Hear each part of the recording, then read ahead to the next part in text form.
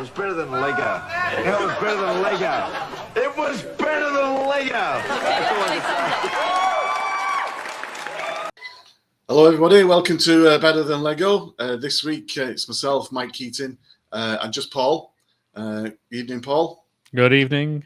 Unfortunately, Jeff hasn't been able to make it. He's unavoidably detained at work, and we were going to push it off till tomorrow, but we'd already pushed it off an extra day before we review the scores. But we want to try and get them on, really, the previews as late as we can, possibly on the Wednesdays the day before, because you get more team news more then.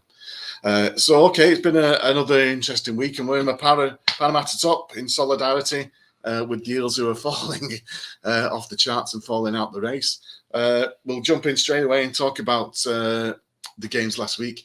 Knights, quickly I'll go through Knights versus Broncos. Mitchell Pearce returning, playing alongside Clifford and Ponga.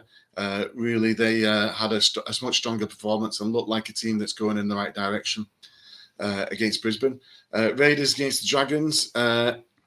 Quite a flat game. 89% and 88% were the completion rates. Just a touch more class, really, from the Raiders. Saw them home. First game of the weekend, Paul, I'll bring you in here. Parramatta against Souths again, 89%, 88% completion rates. This was the Eels' third loss in a row, which is the worst run for 2 years.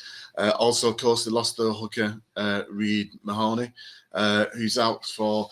he was out earlier in the season for 4 weeks with a similar injury to his shoulder. Not expected to be back until the finals time. Well, what can I say? Go on, Paul. I was just going to say Latrell Mitchell, Cody Walker and Josh Mansour led the way for Souths. What do you think of the game? Well, let me tell you this. That I think we talked about this last week, that the contracts that are being negotiated at the moment are causing problems with the Eels. The top to bottom, Brad Arthur-Gallen got a way of stopping this. I think it's 3 in a row they've lost. Is that right? Yeah, I think it's 3 in a row. Yeah. It's talked today that Gutherson's agents walked out of a meeting. This isn't good. We're in finals. We're coming up to finals time, and they're talking about who's got going to get the most money out of the contracts, and they're not even performing on the pitch. Yeah. So I think the game. It was South played well, but I just think the Eels are just mentally all over the place. Things off the pitch are causing too many problems. Of course, as you just mentioned, some injuries, but they're just not performing, and it's based on things that they can control. Put it off till the end of the season, or sort it out earlier in the year. Don't sort it out now when they're slipping down the trace. So they want to try and get it done, don't they? Really, the deadline for those that don't know is the 1st of November. That means that players who are off contract at the end of next season, they can start negotiating for any future contracts, and that's what's causing the situation with Gutherson, who his agent scoffed at the $750K that he's been offered. I think he's looking for the $1 million a season, sort of, to put him in that top tier of professionals. Is Gutherson worth it? I'll be honest with you. I think he's one of the, besides him and Paulo, and you've possibly got Papali'i now coming into the reckoning. They're probably the 2-3 players that you would really want to be keeping hold of, I think, going forward. Can they afford to let him go? No, but is he worth $1 million? How much is it going to cost to replace him? Well, exactly. Yeah. I mean, look, there's only a few players who actually get $1 million who are worth $1 million. So how? And I don't even think it matters that much whether it's $750,000 or $1 million. Is it going to make any difference to the Eels' form at the moment if he signs tomorrow?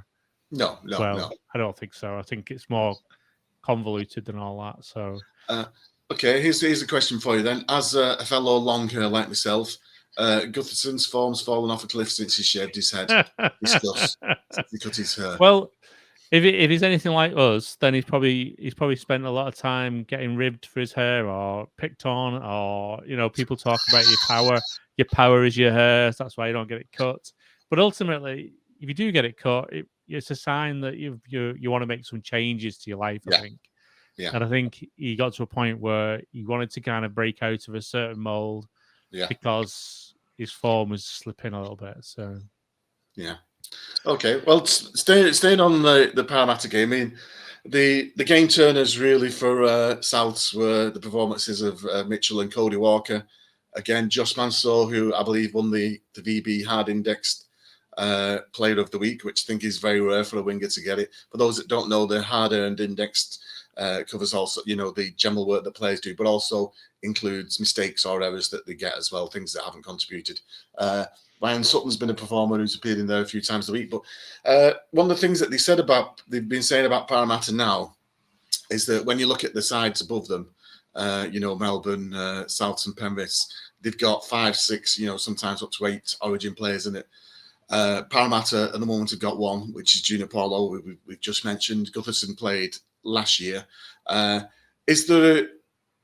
I mean, the NRL 360 guys were talking about it, that they think that Arthur's being felt. He's been dealt a dud hand really, because he doesn't have those extra 2 or 3 star players to plug into his lineup. Those players like Latrell Mitchell, like Cody Walker, who can create chances, or who have that. I think Jeff mentioned it the other week, that ability to see the game a little bit far, just a few steps ahead of everybody else. Those sorts of players, when you're performing at the elite level as the NRL is, that you need those sort of top quality players who are going to get you that half chance and turn it into a try.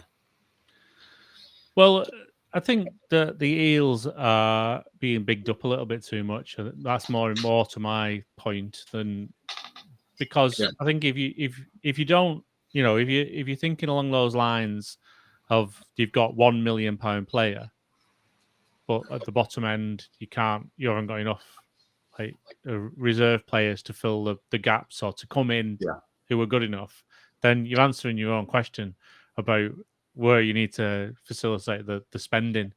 And Souths do it far more across the board, I think, and other teams do that as well. But some of these teams that are slipping at the moment are the teams with the squads that aren't as deep, if you like, with players that. That's my view. Yes. And to be honest with you, generally speaking, it would be really important for the Eels to be winning right now, because normally they'd be fighting for home position and home crowds and all the rest of it. It's not going to happen this year, so there might be some crowds back, but it's all going to be on the Gold Coast or in Queensland. So maybe they're thinking to themselves, let's get these contracts sorted. We're in the 8, and we'll blow it later. We'll throw everything in later when we have to. I don't know. Okay. Yeah, South though, they're doing everything right at the moment. They've got the players. Players are coming back. Yes. It's all the right time. It's all going the right way for South. But the worst thing you can do is get onto the back of a losing streak going into finals. We've all seen this. So. I mean, the one of the criticisms leading into the game was that South's defence is still a bit ropey. It tightened up, but then still at the back end of the game, it was still relatively, I won't say easy, but Parramatta did still a couple of tries. That's something perhaps they need to look at. Okay, Saturday produced 3 belting games. I must admit, I don't know if you got a chance to see the Warriors and the Sharks. I'll be honest with you, that was probably my favourite game of the weekend. Warriors, I'll have to look at the stats here because they were phenomenal.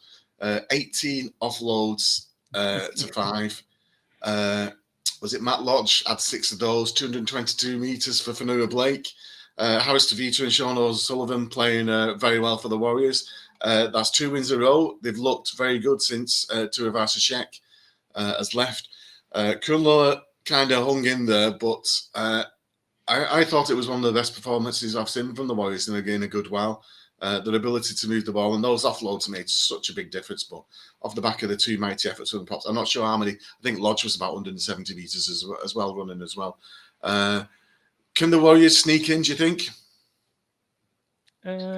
Yeah, but it's getting late, they're leaving it a bit late. And it's not like, we've talked about this all the way through this season. We've been doing this, that every single game they play, generally speaking, is a close match, and they could have been much further up the table if a couple of rolls of the dice had gone their way. in many matches. You know, it's not like it's just one or two matches that it's been a bit of a, you know, a close call. It's dozens. You know, it's just the lack of that final killer instinct, I think, has let them down this season. Yeah, but you know, great that they're winning again. Okay, and on to then the top of the table clashes that we had. Excuse me, Roosters against Penrith. Up until this weekend, the Roosters had been unbeaten in every game where they'd completed 75% or higher. They completed at 75%. But Matt Burton, what a game! What a game! Yeah, I mean, Panthers have been a little bit. They've been almost like they were going to stutter a little bit over the last few weeks, but this game has shown they can still win and do it well. You know, and let's face it, you know, it's second versus fifth at the moment. I'm not sure. That's pretty much what it was before this weekend just gone, and that game was as tight as it comes, really. You know, I enjoyed it. It was a really great game. You know, it was one of those games where if Panthers had lost that game, then you start to think, ooh, you know, there's a little bit of a kind of are they material to win the tournament this year? But they've stuck in there and they've gone really well. Yes. So yeah, I mean, I was concerned going into the game that even with all the injuries that the Roosters got, you know, the big game temperament is top. But yeah, Matt Burton, I mean, that one when he went just skinned Teddy, that was my try of the week this week. And I have to say, Bulldogs I think they've really pulled out a star player there by the looks of it. His kicking game, running game, he's strong as well for his, you know, he's quite big. Great signing for them. Okay, the main game then on the Saturday night, which was the Manly versus Melbourne on the anniversary of the Battle of Brookvale. Again, we'll go to 17 straight now for the Storm. I would say Manly competed. I think they rode their luck a bit. What's the 62% possession for Storm in the first half? And you cannot give anybody that, can you? No, definitely not. No, I mean, you know, it looks close on paper, but I don't think it was as close as it turns out. Personally, I think Storm underperformed a little bit on the night. So, you know, I think, you know, Manly you know, all we're talking about these top six teams. None of them are going to change position now, I don't think, really. So maybe some of them are looking a little bit to the finals time, a little bit maybe, and some of the squads of these top six teams might move around a little bit just to kind of give a bit of breathing space to some people, some players who might have a few niggles or aren't performing perfectly well, you know. And I think from this weekend onwards, that's going to happen. But I think Storm could have put more, should have put more on. Really, I think. Yeah, I mean, well, Manly's completion rate was 67% in the game itself, and I think they seem to have some success in terms of moving out wide, because Melbourne have quite a compact early set defense, you know, like a lot of teams, and I was saying use similar. And Manly saw some success in terms of getting the ball away from, you know, the first or second receiver and running there, and then particularly attacking down their left channel, Melbourne's right channel, where I think they conceded something like 20 odd tries down there. I think there's talk that, you know, is this a recipe for beating Melbourne, getting away from those, you know, the front three, you know, your likes of Bromwich, Finucane, you know, these guys, they lay on, they slow the play ball down. They're absolute masters of it. Yeah, no, and you know, they've got the class, haven't they? The Eagles. They just need to. If they've got a game plan, then if they had a game plan and that was it, then I'm not sure Storm will be falling for that one again. Yeah, you know, they'll tighten up. There's no way they you know, they'll look at that match and think we should have scored more, we should have done more. Where did we fall over? And they'll spot that. If they play the Eagles again, Sea Eagles again, then they won't allow this to happen again. So so Manly are going to have to come up with a better plan. You know, they got the players, they've got the squad, so they should be able to stick to they should be able to give Storm a run for the money at any time. Yeah, you would think so. Yeah, Yeah. I mean, they certainly.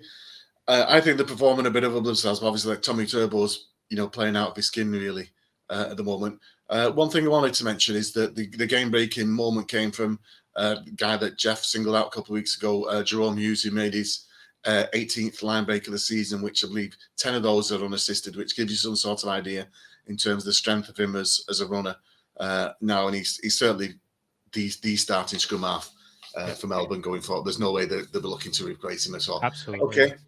On to the Sunday games then, and three of our favourite teams are playing. Bulldogs versus the West. Not really much to report in that one, although they're usually pretty tight games. It was a scrappy affair. Great to see Luciano, Leilu and Adam Dewey again performing. And then Gold Coast against the Cowboys, who I can't remember. Is that 7-8 games in a row now that the Cowboys have lost? At one point, Gold Coast was something like 20 from 20 sets, and the Cowboys had something like 6 from 9, and they'd made twice as many meters. And I think that was about half an hour into the game or something along those lines.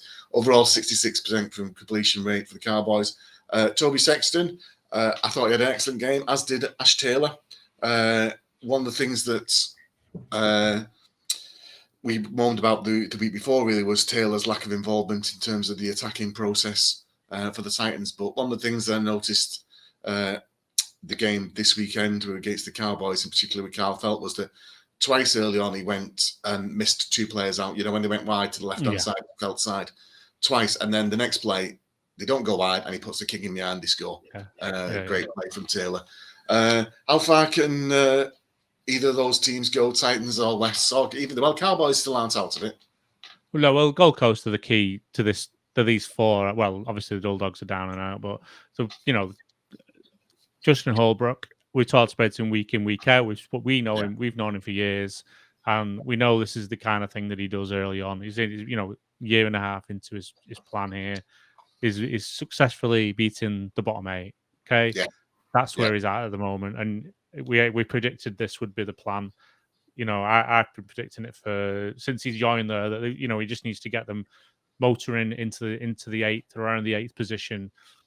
For the first 2 years, and then he can start to make differences to the playing staff a little bit come next year. And I think this is exactly the plan. Is focusing on getting into the 8, which is a massive step for the Titans in reality. It's probably the only thing that they had planned. I've got planned for years, maybe, is to try and get into the 8, and that's what they're doing.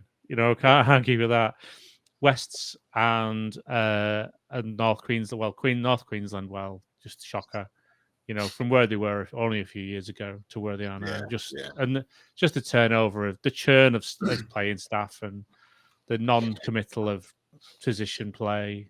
It just drives me batty. And Wests, they're up and down, aren't they? But the Titans are the ones to look at here. And yes, can they stay in the 8? Of course they can. They're easily going to stay in the 8, in my opinion. And they might take a few of these teams that are slipping in the finals. You want to be positive. You want to be beating teams going into the finals, not losing like some of them are constantly. Excuse me. What's the thoughts about Tamalolo playing in Cowboys, where Payton's tried to shift him out wide to give him a chance against smaller defenders, perhaps, trying to jig something up. But at one point during the first half, I think he'd had 2 runs for about, 10 meters. In comparison to V2 finished with 137 meters, 7 tackle busts. I think his tackle bust score is something like 128. It's phenomenal. Well, look, I'm sorry, Mike. Right? You can talk about your forwards all you like. With the North Queensland Cowboys, it's when they're on the defensive and when they're defending their own line where the problems are. It's not necessarily, okay, you could perhaps say that it's some of the forwards that are not doing the work or not making the breaks or not making the yards. But if you ship in, they're in 14th position at the moment on minus 248. Okay, the team above them, one place above them, is only on minus 140. That is a massive gap. And that's where the problem lies. They always say, if you get your defense right, you stand a chance. But yeah, a week in, week out, they're just shipping too many points. And, you know, it was 36-14 against a team that a year ago probably would have struggled against the Cowboys, you know, and now they're getting 36-14 put on them. Okay. Defense. Okay. Before we go into the previews, just a few updates on contract situations for those of you that don't know. We won't go into too much detail, but Brodie Croft has signed a 2-year deal with Salford. George Bush, George Burgess has gone to St George on a 2-year deal. Dean Gagai is moving from South next season, going to Newcastle. I think that's a good signing for them, Newcastle. Gagai and Bradman Best on the centres. That'll give them a bit of bite outside. Ben Hunt, Kafusi extended deals at St George's Storm, as has Jamal Fogarty, who I believe is on the reserves bench this week for the Titans. Drew Hutchison signs for another 2 years. Herman Sasa takes up his option with the Titans. Any thoughts on the Burgess or Brodie Croft signings? Well, I think the Burgess one was a bit of a surprise, to be honest. Brodie Croft was going to be coming to the Super League. You know, that was the plan. So, but I mean, I'm a bit concerned about the lack of British players in the NRL at the moment. To be honest, I think we've gone from having a key input at quite a few clubs over the last few years to almost negligible now. Almost not. You know, Hudson and Burgess are probably. You know, there's the guy. The guy I think at the Brisbane Broncos, is it, who has come over, but Luke Thompson. You know, and Thompson's rolling on, but we're not talking about playmakers like we were, you know, a few years ago, or people who were match winners, if you like. So yeah, that's what you're saying. Yeah. So I'm a bit concerned by that. I think we need to be shipping a few more out, and I don't know, the times are difficult at the moment, but you know, I look around the NRL and I don't really see that many big stars like we used to, as we've talked about before.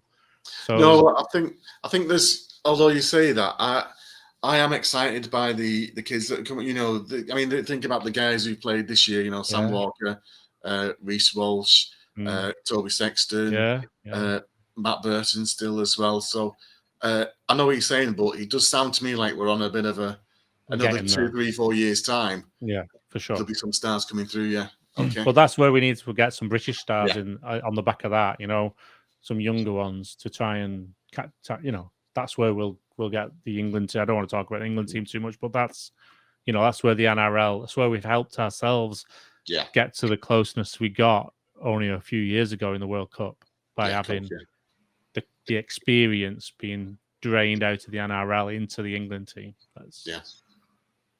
So on Brodie Croft, though, one of the reasons why I've watched him now for maybe 3 or 4 years, and I think he'll do okay over here.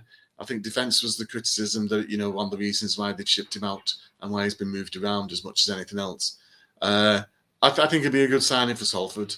I mean, if Aidan Caesar can put in, you know, potentially Man of Steel performances, I don't really have any problem with Brodie Croft pushing that. I'm not suggesting he's going to be at that level, but I think he's a solid signing for Salford, and it should be a good move for them, for him himself as well. No, I think so. And Salford have got a bit of a history now of signing some good players from Australia. Yeah. You know, Jackson Hastings has done well. You know, I think he's one of the better players in the Super League. Whether you know, that's not everybody agrees with that, but you know, I'm just glad that we predicted it a few weeks ago that he was coming to Super League, and it turns out it's true. So you know, we're on the ball at least. Okay. Well, speaking of on the ball, because you know this issue with Clint Gutherson and is her. I mentioned this 2-3 weeks ago to Jeff, saying, look, he's had his hair cut. That was like the first game that they lost. They said he's had his hair cut, had his hair trimmed, and then last week he had it shaved. And lo and behold, Blocker mentioned it on NRL. Oh, did he? Yeah. He believes it, since he shaved his head, that's it. It's that Samson syndrome, isn't it? Which we can all relate to. Okay, on to this weekend's games. Tomorrow's game, the Storm, first place against the Raiders. Kafusi's back for suspension. Asava Solomona will not make the cut. The Raiders have lost 3 in a row to Storm. All the teams that they've beaten recently are below them. Is there any chance of the Raiders pulling off an upset? I mean, the kind of side that does upset Melbourne, or they have done in recent years. Can they do it again tomorrow? I'm not so sure that's going to happen. I think the good thing. I think is it you say Clockstack's back, so that's a good that's a good return.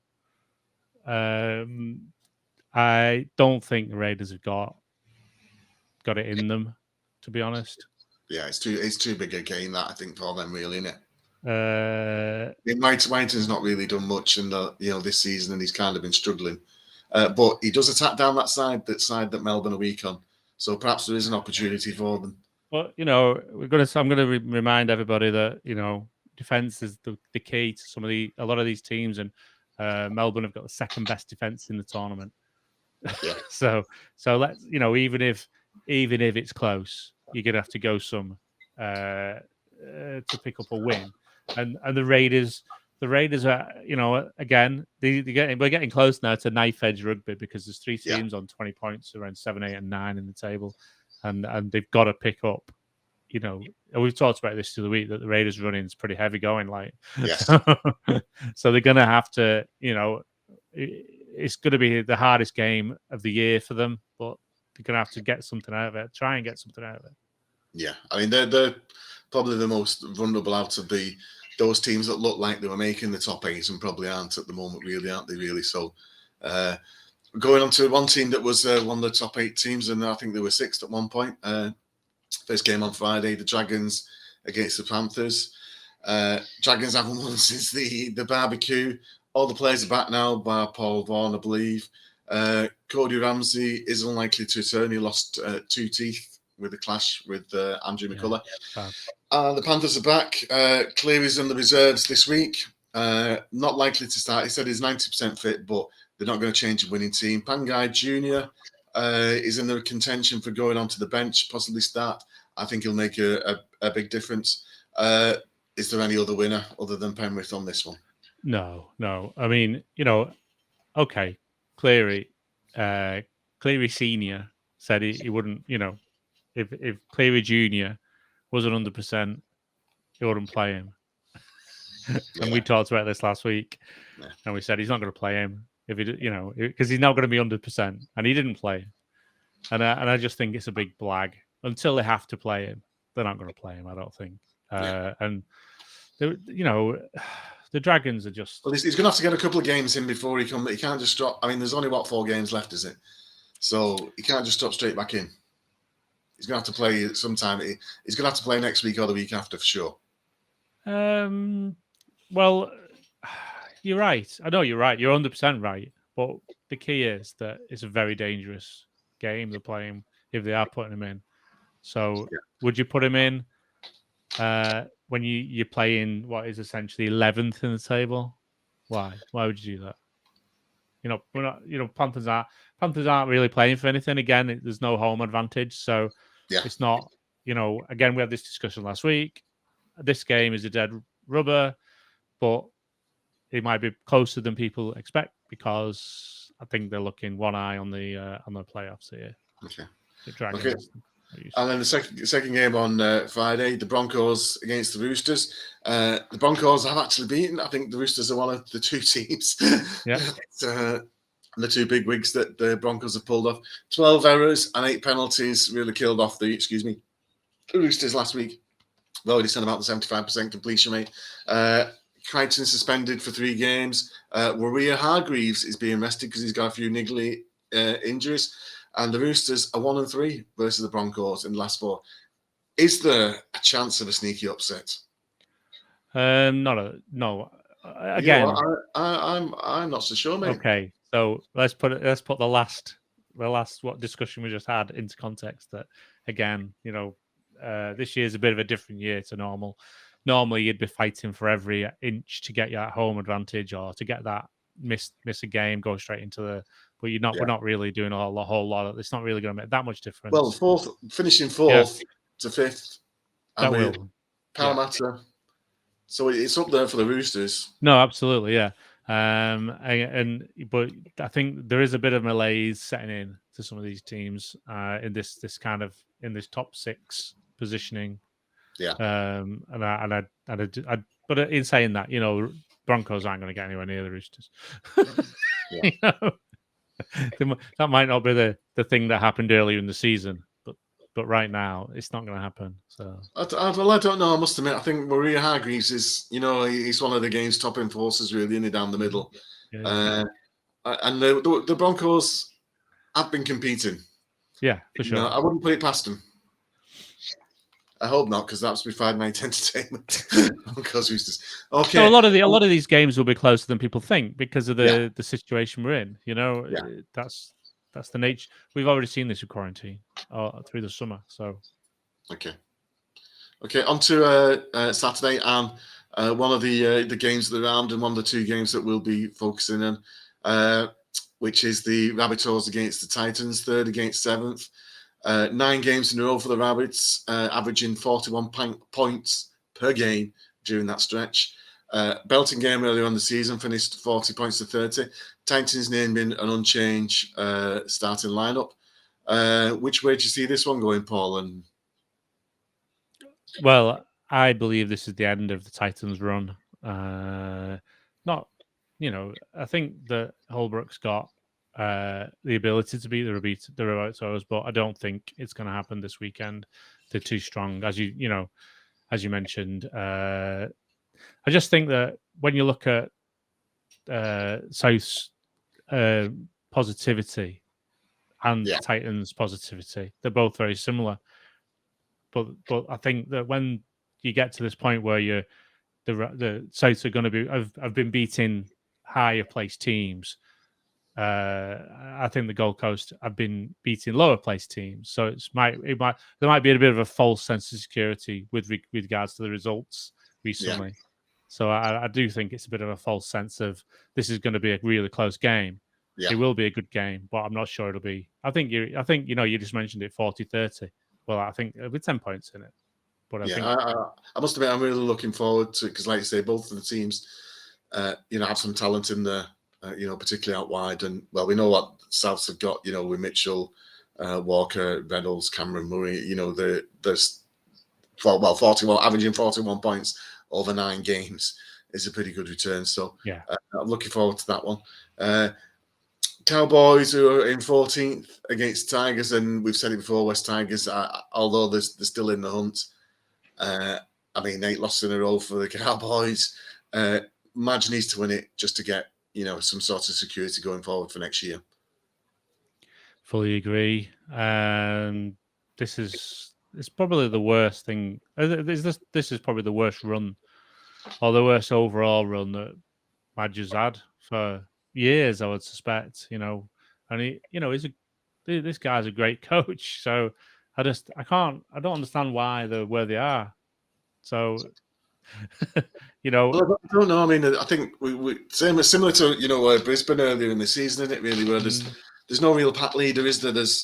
I love Luciano Leilua, and I think him, Adam Dewey are 2 guys that that they need to be keeping hold of. But outside of that, although the forwards have done a solid job, that's why I think they were interested in Pangai Jr. Somebody who can put couple of big hits in, put a bit of fire in the pack. Yeah, they're definitely missing. 2 or 3 players, 2 in the forwards at least, I would say. I don't know what it is. I've been predicting the resurrection of the West Tigers for weeks now, and it's just not appeared. They're capable of better. No, and they've played well as well at times. It's crazy. I mean, they have done this season. Like I say, I love Luciano Leilua. It's one of the most exciting players I think there is to watch in the game. Okay, the second big game of the round, which is the free-falling Eels, are in 4th against Manly. A win here by Manly. I think they're only a couple of points behind on the points difference, so a win here should put them ahead. Rumours, they're rumoured to be Saints-bound. Joey Lussick set to be sharing the dummy half duties with Will Smith now towards the end of the season with Reid Mahoney out. I mean, this is a must-win for Parramatta just to stop the free fall, isn't it? And this is a team that they potentially could beat.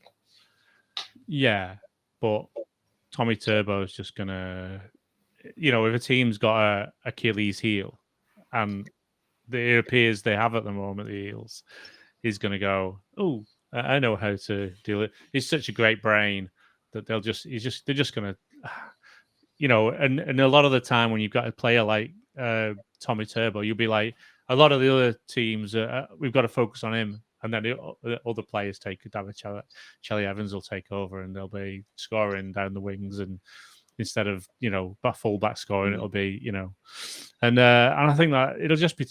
I just think the Eels are just going to be so nervous. Do you not fancy that they might respond to this week of adversity and come out fighting?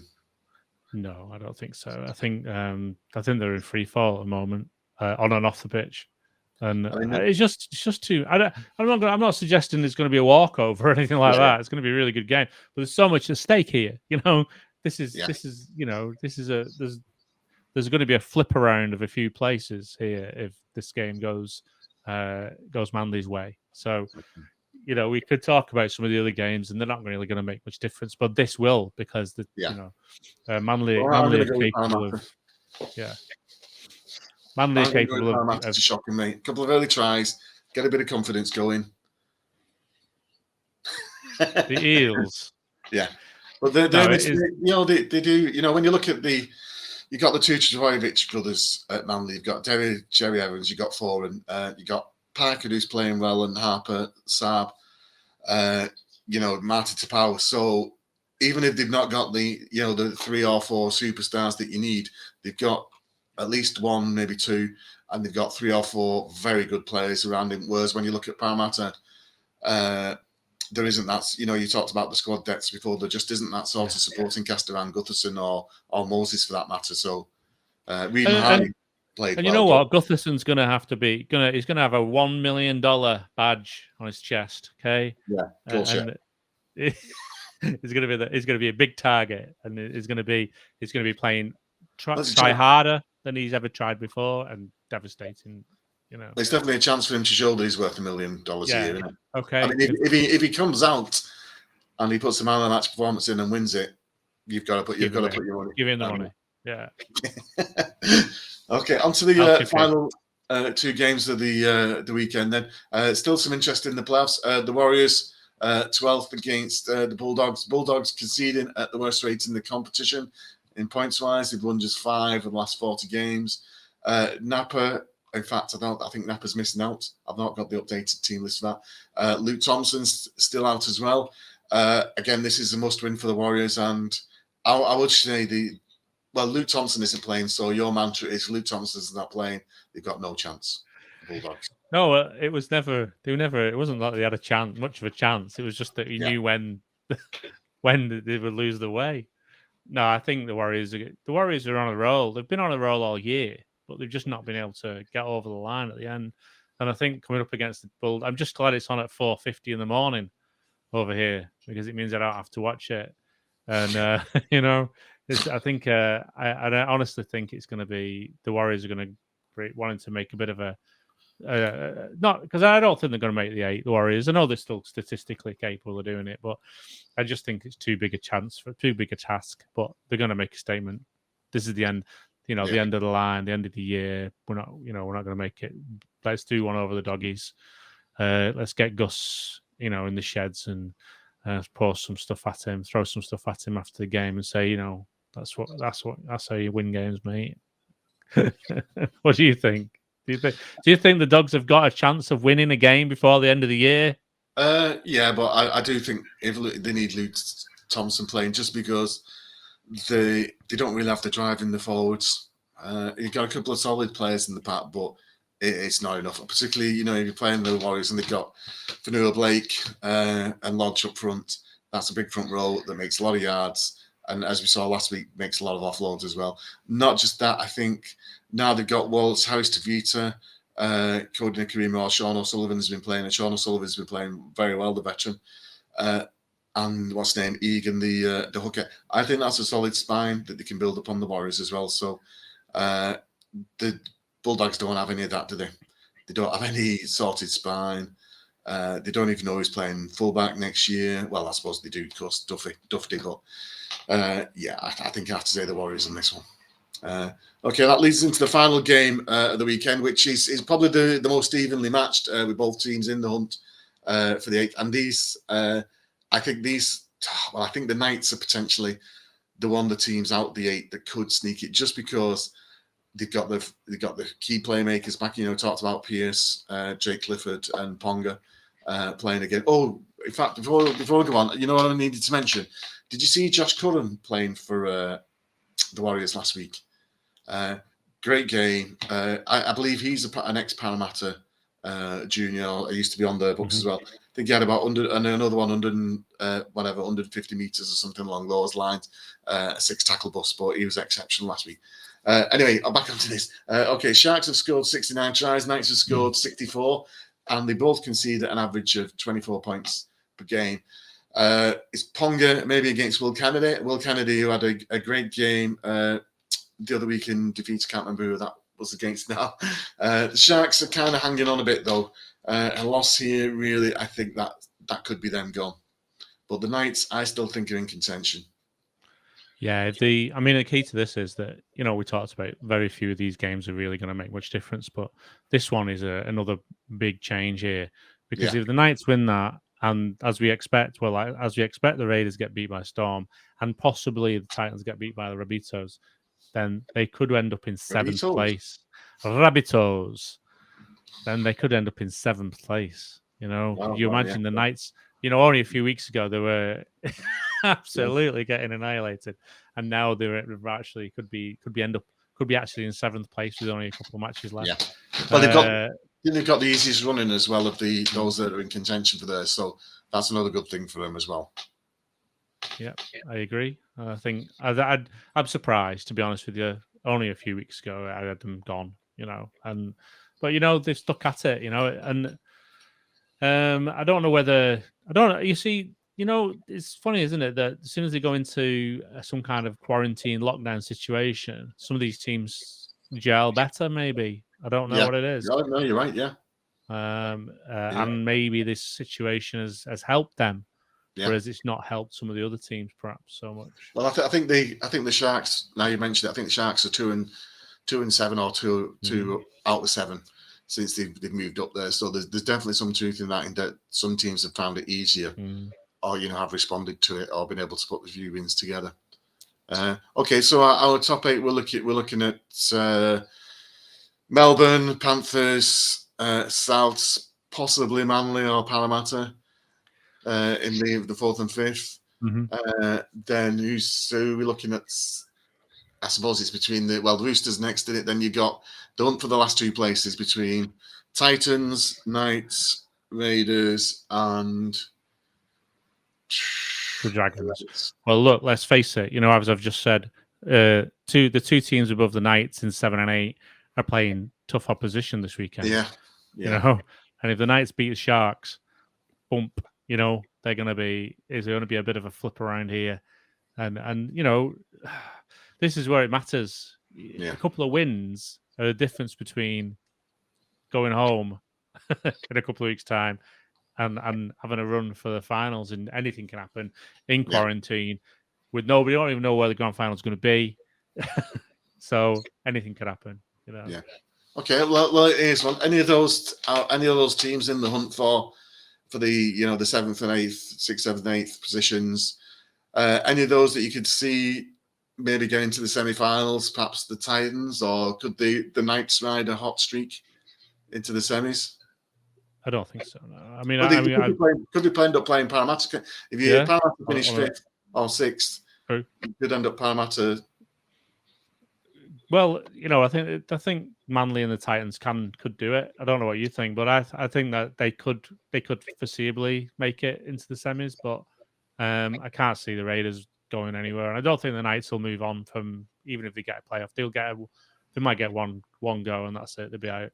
Okay. Well, I think if I was going to pick a team, I'd fancy the Knights, just because of that. Hopefully the Titans and Eels can give us something to cheer this week. Thanks to Paul for joining us this week. Thanks, Paul. No problem. Enjoyed it. Hopefully we'll have Jeff with us next week when we get into the crucial rounds. And as we get close towards the end of the season, we'll be unveiling our selection of our teams of the week. So thanks very much for joining us, and have a great week. Cheerio. It was better than Lego. It was better than Lego. It was better than Lego. That's all I can say.